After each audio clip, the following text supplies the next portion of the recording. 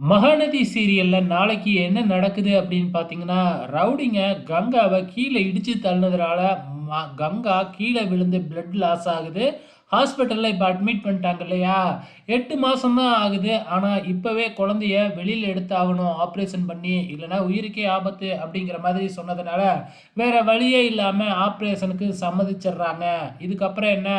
Operation நடக்குது. கங்காவுக்கு ஒரு பெண் குழந்தை பிறக்குது. ஸோ, அழகான பெண் குழந்தை பிறக்குது.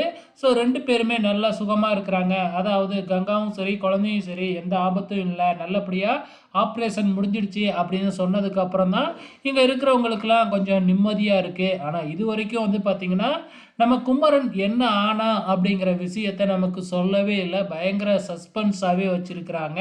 ஸோ, பொறுத்திருந்து பார்க்கலாம். இப்ப கங்காவுக்கு குழந்தையே பொறந்துருச்சு. இதுக்கப்புறம்னாச்சும் குமரன நமக்கு காமிப்பாங்களா? இல்லையா? அப்படிங்கிறத பொறுத்திருந்து பார்க்கலாம்.